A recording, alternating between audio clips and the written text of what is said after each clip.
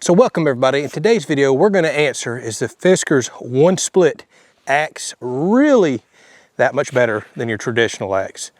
Let's find out.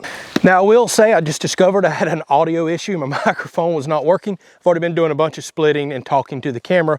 We're going to cut to some of that footage here in just a second, but I'm reshooting the intro since, well, that needs to sound good.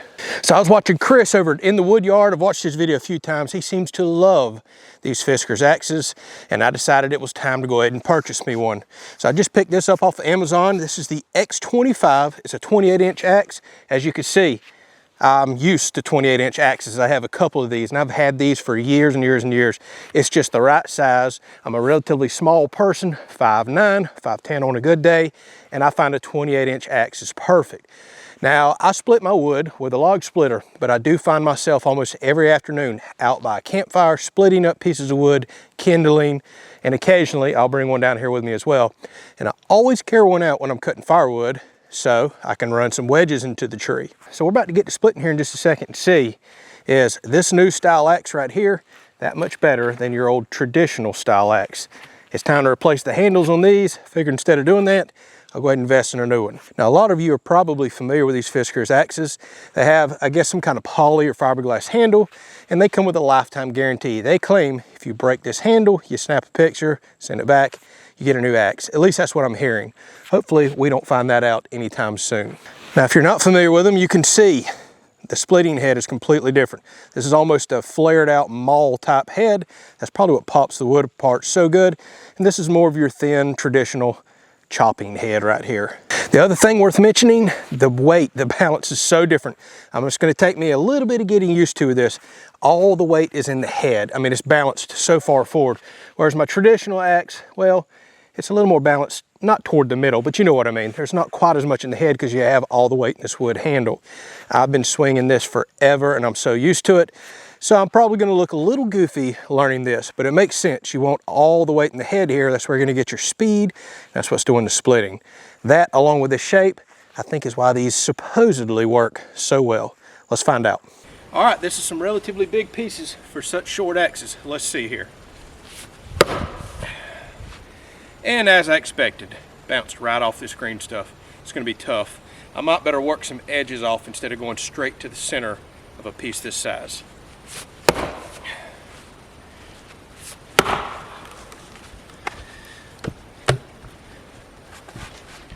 All right, we got it split. As you can see, I don't have the world's best form because I don't use an axe often.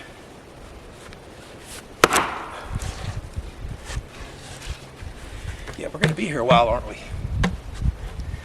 Oh, this green wood is so spongy and springy. Holy smokes.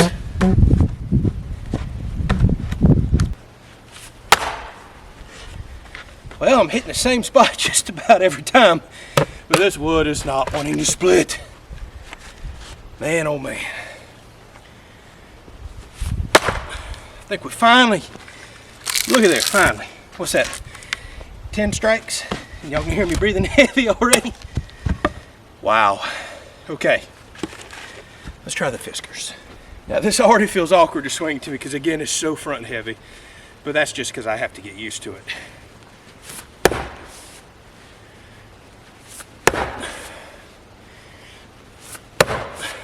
Now we're cracking it. Okay. What was that, 3 to 4 strikes? It's already almost busted off. All right, let's work around it.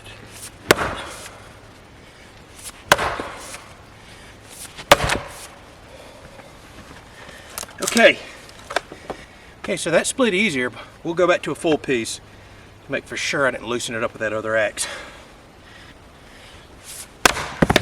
Okay, it popped right open, no problem. Look at that. Split it right open. That's pretty awesome. All right, it's busting these pieces pretty much all the way through.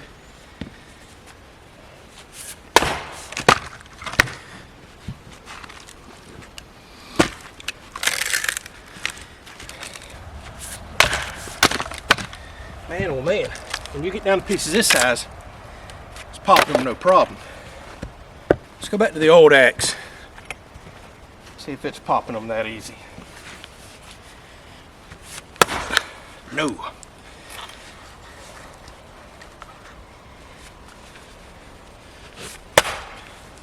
Still no. Check that out. Same spot, still ain't busted it.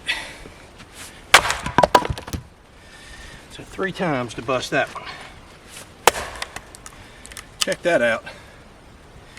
That was a perfect strike, dead center, straight grained. Still didn't bust it. All right, it's already appearing like there's a huge difference between the 2 axes. No problem.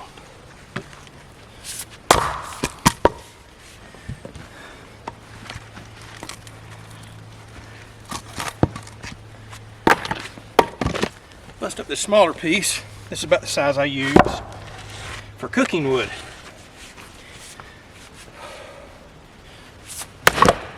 We're out in 2.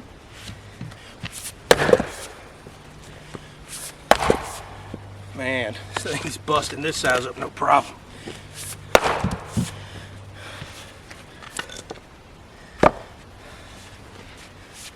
I mean, I'm just barely hitting this stuff. It's just popping open. Move up. Something a little more substantial.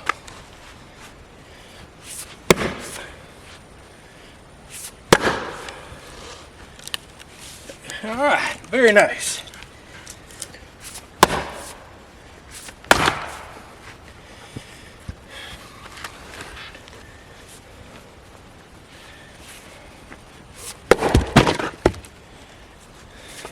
Dang. I was liking this.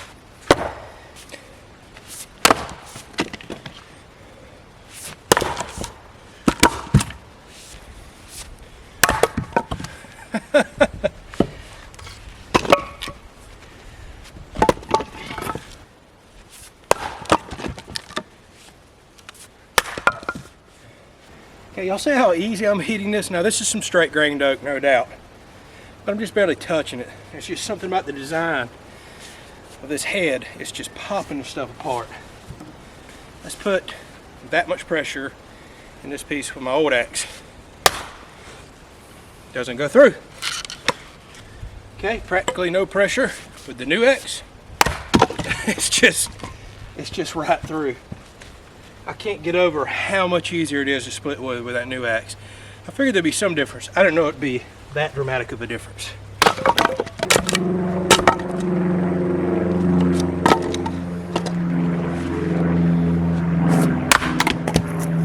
Jeez.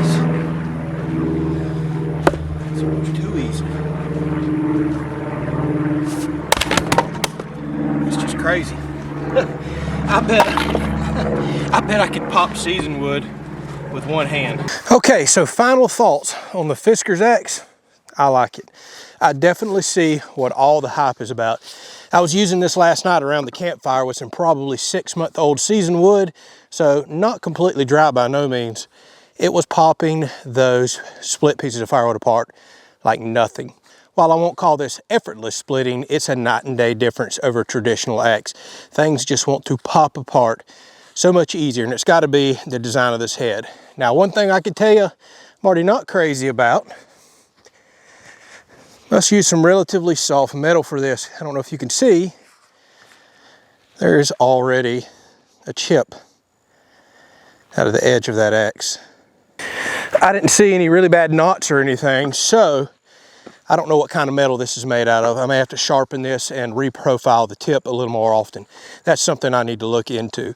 But overall, for $55, you can't really complain. I'm not the type of guy that's going out and buying a $200 nice handmade axe or several $100s. They can just go through the roof just to come out here and beat up on some firewood. I really want something with a good handle, a lifetime warranty, because let's face it, no matter how good you think you are, eventually you wind up smacking the handle on a piece of wood, and that's usually what breaks and goes bad on you. And these handles are supposed to be able to take care of that. Now, the other thing I'm a bit curious about, hollow, lightweight, kind of plastic feeling handle. When you finally do hit a piece of wood wrong, I bet you're really gonna feel it in your hands. But I split a decent amount right here over the last few minutes. I didn't really feel any fatigue or bad vibration in the hands. I just have a feeling when I do hit a piece wrong, that's gonna be coming. So my advice, if you're a shorter stature like me, I love this 28-inch version. If I was splitting wood by hand a lot more often and didn't have a log splitter, I'd move on up to the X28 to get the longer reach, and I'd most likely get the Fiskars Maul as well. So I do believe this is going to replace my traditional style axes. It is not going to replace my log splitter, by no means. All right, well, hopefully you enjoyed it. I wanted to show this off. I've been wanting one forever. I see what the hype's about. I like it. Catch you on the next video.